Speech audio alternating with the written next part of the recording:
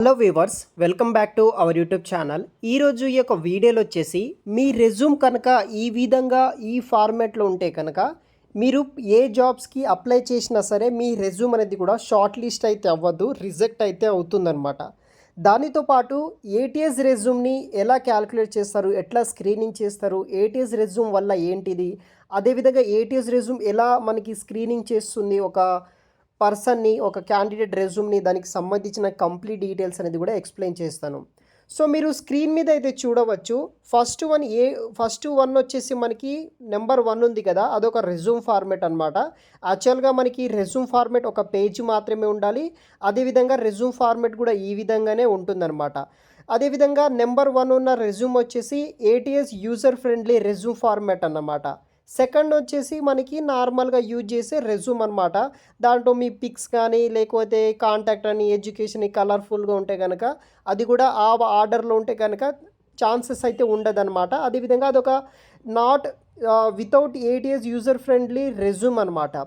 So నార్మల్గా every కంపెనీకి మనకి ఈ యొక్క ఏటీఎస్ సాఫ్ట్వేర్ అనేది కూడా యూజ్ చేస్తున్నారు.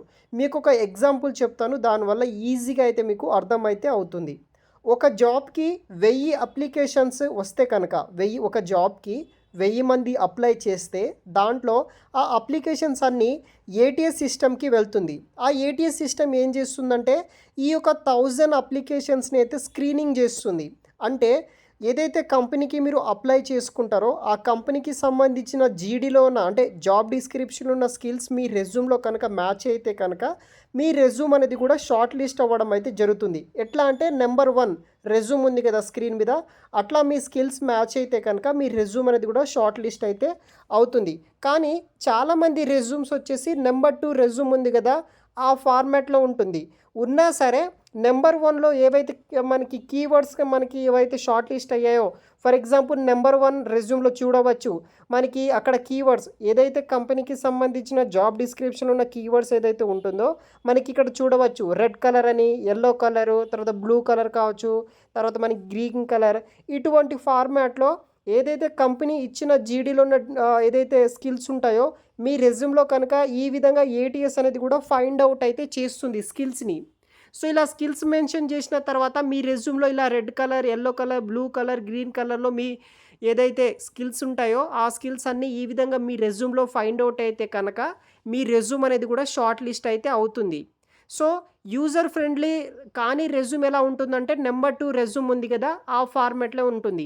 అటువంటి ఫార్మాట్లు మీరు ఎన్ని జాబ్స్కి అప్లై చేసినా అటువంటి రెజ్యూమ్ తోటి మీకు రెస్పాన్స్ అయితే రాదు, రిగ్రెట్ మెయిల్స్ అయితే వస్తాయి, మీ రెజ్యూమ్ అనేది కూడా షార్ట్ లిస్ట్ అయితే కాదు.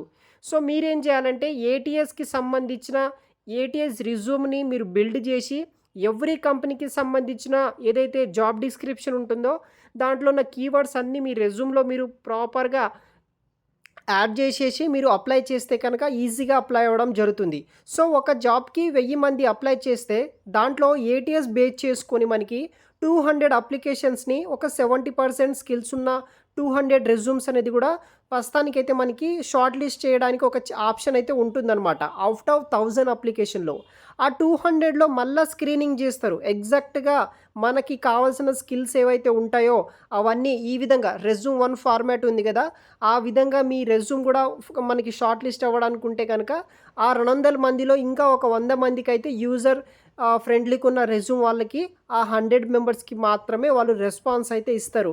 లైక్ రిటర్న్ టెస్ట్ పెడతారా లేకపోతే డైరెక్ట్గా ఇంటర్వ్యూ ఉంటుందా అవన్నీ కంపెనీ బట్టి ఉంటుంది. సో మీరేం చేయండి అంటే నెంబర్ 2 లెక్క రెజ్యూమ్ ఉండకుండా చూసుకోండి. నెంబర్ 1 లెక్క ఏటీఎస్ సంబంధించిన ఏటీఎస్ రెజ్యూమ్ని ఏటీఎస్ బిల్డ్ చేసే విధంగా రెజ్యూమ్ ఉంటే కనుక మీరు అప్లై చేసే జాబ్స్కి ఈజీగా షార్ట్ లిస్ట్ అవ్వడానికి అయితే ఛాన్సెస్ అయితే ఉంటుందన్నమాట.